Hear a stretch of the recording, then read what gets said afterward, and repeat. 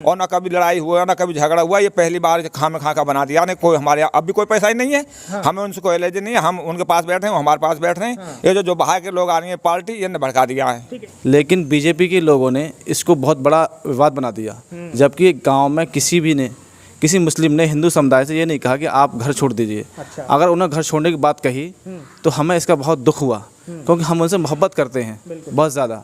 अगर वो गांव छोड़ कर चले जाएंगे तो उनसे पहले हम गांव छोड़ देंगे। तो आपको लगता है वो किसी के भड़काए में आ गए? वो कुछ बीजेपी माइंडेड कुछ लोग उनमें पैदा हो गए हैं। हाँ।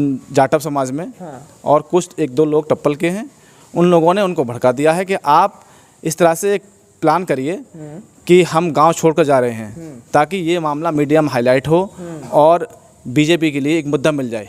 वही लोग इस फैसले को नहीं होने दे रहे हैं, वरना अब तक ये कंप्रोमाइज़ हो चुका था।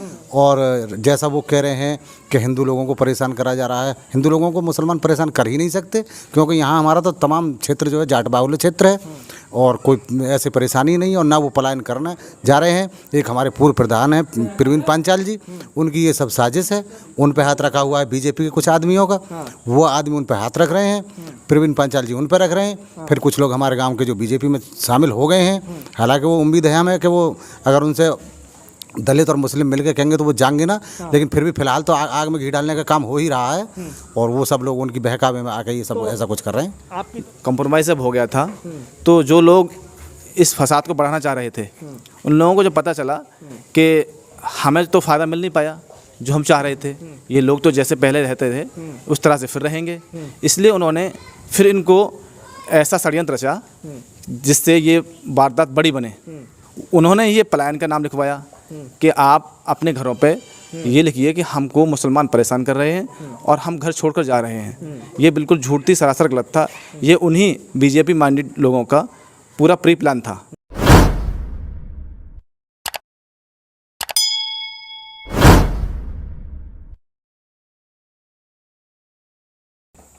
मैं इस वक्त मौजूद हूं अलीगढ़ के टप्पल के नूरपुर इलाके में, जहां से इस वक्त जो खबरें आ रही हैं वो आपने नेशनल मीडिया के ज़रिए ज़रूर सुनी होंगी, और आपके जहनों में ये सवाल उठ रहा होगा कि आखिर नूरपुर का माहौल क्या है, नूरपुर में क्या ऐसा हो रहा है, क्यों हिंदू लोग पलायन करने पर मौजूद हैं, और क्या मुसलमानों की तरफ से ऐसा किया गया है जुल्म जो हिंदू अपना घर छोड़कर जा रहे हैं, दलित समाज के लोग अपना घर छोड़ रहे हैं।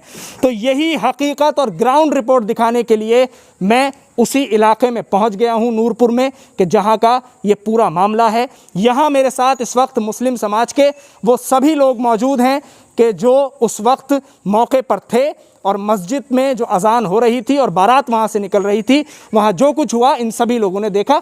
तो मैं सीधे बातचीत उन्हीं लोगों से कर लेता हूँ जो वहाँ उस वक्त मौके पर मौजूद थे।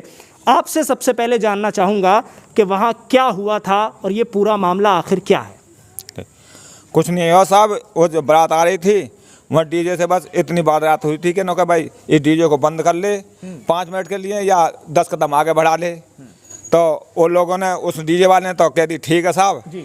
और जो वो गांव के जो लोग थे 2-4, वरना आके कहीं ना कोई डीजे यहीं बजेगा, गोली के नोक से बजेगा, जिस किसी पर रोक जाओ रोक लेना।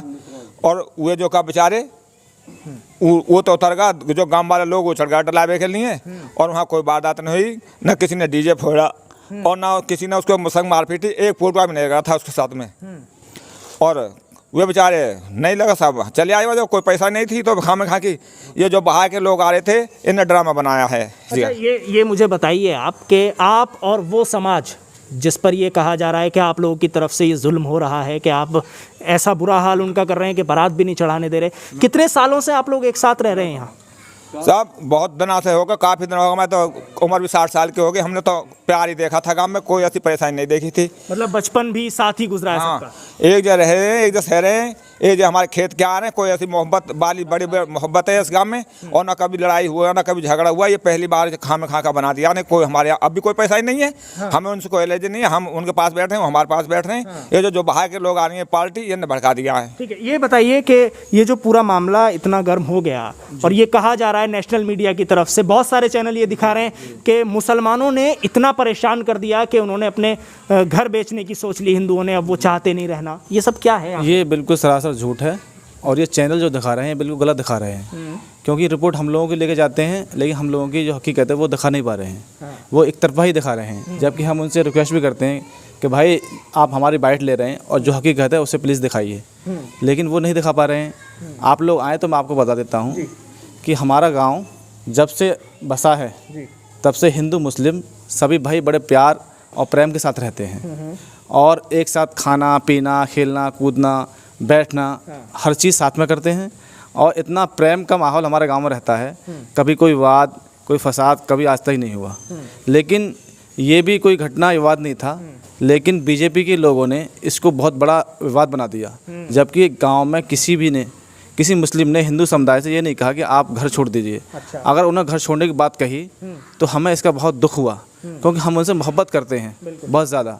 अगर वो गांव छोड़ कर चले जाएंगे तो उनसे पहले हम गांव छोड़ देंगे। तो आपको लगता है वो किसी के भड़काए में आ गए? वो कुछ बीजेपी माइंडेड कुछ लोग उनमें पैदा हो गए हैं, जाटव समाज में, और कुछ एक दो लोग टप्पल के हैं। उन लोगों ने उनको भड़का दिया है कि आप इस तरह से एक प्लान करिए कि हम गांव छोड़कर जा रहे हैं, ताकि ये मामला मीडिया में हाईलाइट हो और बीजेपी के लिए एक मुद्दा मिल जाए।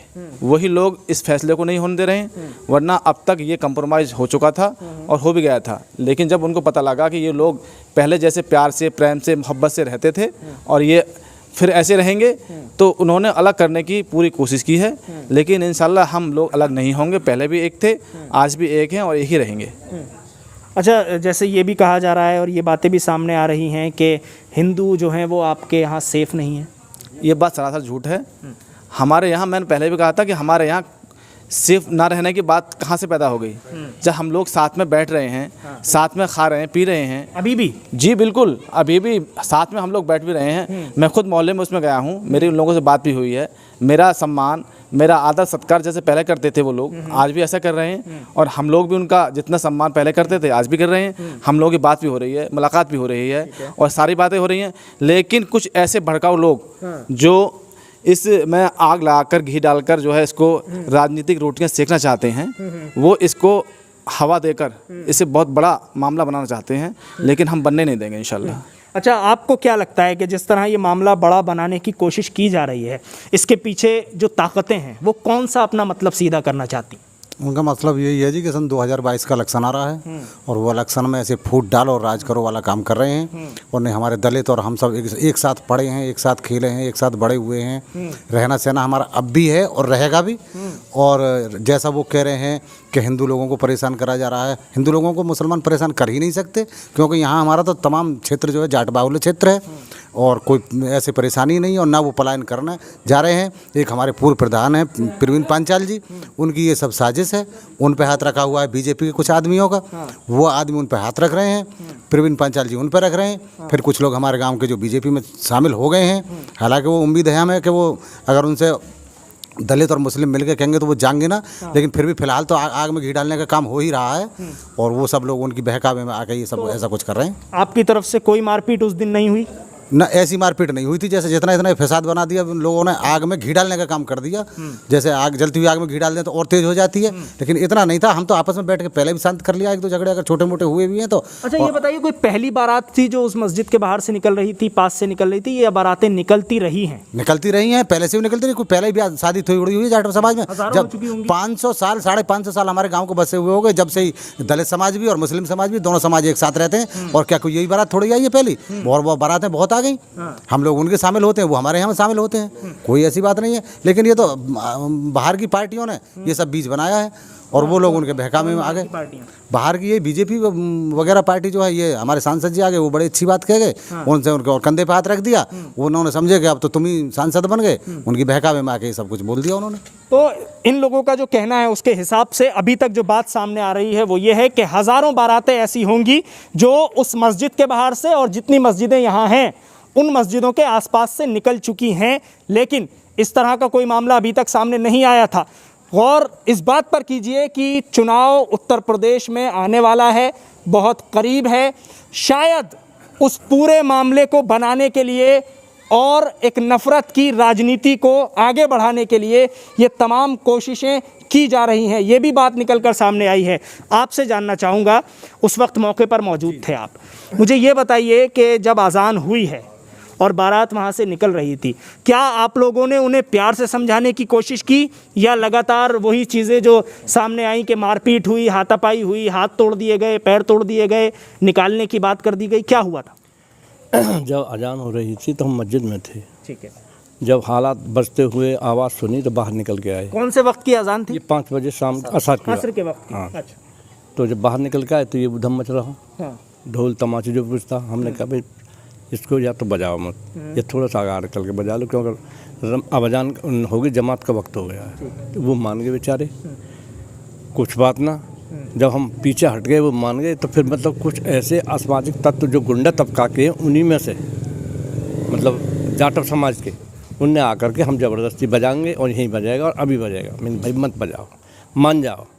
फिर उन्होंने उल्टा सीधा बोला तो इधर से भी कोई बच्चा बोल पड़ा, बस हाथ पकड़ के और हाथ पकड़ा है और छुट्टी हो गई। वो डीजे वाला अपने आगे को ले गया, कुछ नहीं हुआ। हम नमाज पढ़ने लगे भीतर, कुछ भी नहीं हुआ। ये तो बाद में बनाया ना ड्रामा, बारात भी चली गई। अब लड़की का जो बाप था उसका क्या कहना था आपसे? उसका कहना ये था चलो भैया बारात चढ़ाओ और ले चलो, कोई बात ना, आगे बजा लो, आगे बजवा के बोलेगा खूब आराम से। तो यानी अगर ये समझा जाए कि कुछ लोग उनमें ही शामिल थे, असामाजिक तत्व जो माहौल ख़राब करना चाह रहे थे? जी, उनमें ही थे शामिल, जो लड़की वाले की जो उनके भी नहीं थे, आपके भी नहीं थे? ना हमारे थे ना उनके थे, उसी जाटव समाज के थे जिन्होंने ये प्रोपेगेंडा बनाया है। यानी अगर देखा जाए तो पूरा माहौल ख़राब करने की एक कोशिश किसी बाहर के आदमी की तरफ से की गई, ऐसा आप लोग कह रहे हैं? हाँ, कुछ बाहर के थे और कुछ गांव के लोग थे जो इसमें, ये जो प्री प्लानिंग था पहला कि ऐसा कोई प्लान बनाया जाए ताकि इन लोगों में फसाद हो और उसका फ़ायदा हमको मिल सके।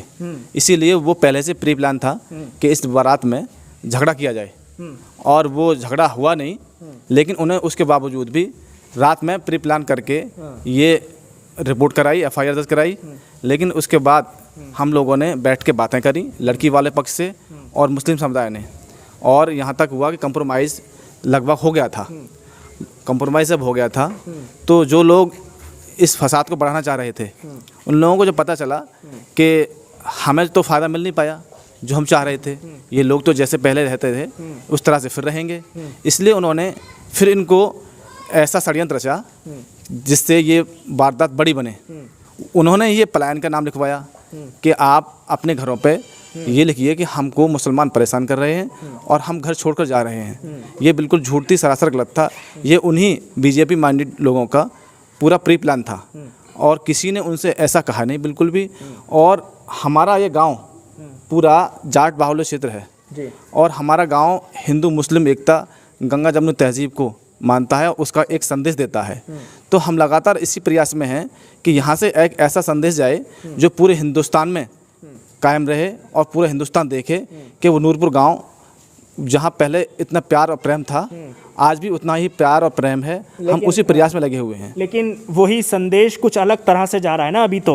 और जिस हिंदुस्तान की आप बात कर रहे हैं उसी हिंदुस्तान चैनल के जरिए भी कुछ संदेश जा रहा है कि आप ही मुसलमानों ने हिंदुओं को परेशान कर रखा है हिंदुस्तान नाम से इस मुल्क पे। वो बिल्कुल गलत है। मैंने पहले भी कहा था, हिंदुस्तान चैनल सबसे पहले यहाँ पर आया था और उसने जो हकीकत थी उसको नहीं दिखाया। उसने हम लोगों से बातें करी और उन लोगों से बातें करी, लेकिन हमारी जो बातें थी उनको नेगेटिव दिखाया। और सबसे बड़ी चीज़ मैं कहूँगा कि उन्होंने मीडिया में एक चीज़ चल रही थी कि वहाँ किसी दलित को, दलित नहीं एक हिंदू को ज़बरदस्ती मुसलमान बनाया है, जबकि ये गलत था।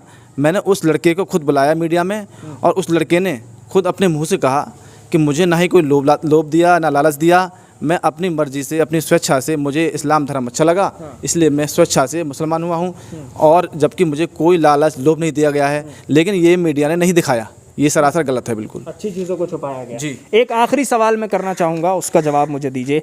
साध्वी प्रज्ञा ठाकुर हों या उसके अलावा बहुत सारे संत साधु, वो लोग यहाँ आना चाहते हैं और कई बार ये ऐलान भी हो चुके कि हम उस गांव में जाएंगे और हम देखेंगे कि वहाँ कौन हमारे लोगों को परेशान कर रहा है। यहाँ वो बेकार आ रहे हैं, और अगर वो आए तो हो सकता है वो और बढ़ाने वाली बात ही करेंगे या घटाने वाली बात कोई ना करेंगे। अगर ये नेता लोग कोई भी पार्टी के हों, कोई भी हों, अगर वो सिर्फ 10 दिन यहाँ आना जाना बंद कर दें तो हमारे गांव में पूरी शांति है, और बाकी रही सही भी हो जाएगी।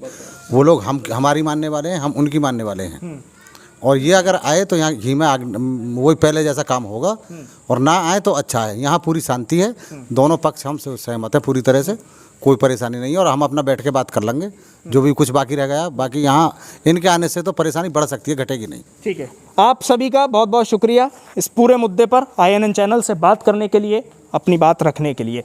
तो ये वो समाज, वो पक्ष कि जिसके लिए ये कहा जा रहा है कि इनकी ही वजह से हिंदू लोग पलायन करने पर मजबूर हैं और नूरपुर इलाके को छोड़ने के लिए तैयार हैं। अपने मकानों के बाहर लिख चुके हैं कि ये मकान बिकाऊ है, अपने फ़ोन नंबर भी नीचे लिख दिए हैं। लेकिन हकीकत क्या है वो तभी पता चलता है जब आप ग्राउंड पर मौजूद हों और सच्चाई दिखाने की और बताने की ताकत अपने अंदर रखते हों। वरना नेशनल मीडिया तो बहुत कुछ दिखा रहा है, वो खबरें भी आपने देखी होंगी। आज मुझे यहाँ इसलिए ही आना पड़ा कि मेरे फेसबुक मैसेंजर पे और उसके अलावा व्हाट्सएप पर अनेकों मैसेज ऐसे थे कि जिन्होंने कहा कि आप वहाँ जाइए और इस स्टोरी को हम लोगों तक पहुँचाइए कि आखिर हकीकत क्या है। तो हकीकत वही है कि आपसी प्रेम, भाईचारा, सद्भाव की एक मिसाल 500 साल से दी जा रही है। उसी मिसाल को एक चुनाव के लिए तोड़ने की पूरी कोशिश की जा रही है, जिसको नाकाम बनाने में तमाम लोग पूरी तरह से लगे हुए हैं। और बहुत जल्द उम्मीद है कुछ ही दिन के अंदर एक अच्छा फैसला आपके भी सामने आएगा। देखिएगा, नेशनल मीडिया उसे कैसे दिखाएगा मैं नहीं जानता, लेकिन हमारे पास जैसे ही खबर आएगी, सच्ची और सबसे अच्छी खबर आपको सबसे पहले देंगे। बहुत जल्द वो खबर भी आने वाली है कि आपस में एक बार फिर से लोग प्रेम, भाईचारा, मोहब्बत के साथ रह रहे हैं और नफ़रत करने वालों को, नफ़रत फैलाने वालों को मुंह तोड़ जवाब दे रहे हैं। अलीगढ़ के नूरपुर से INN चैनल के लिए साहिल नकवी।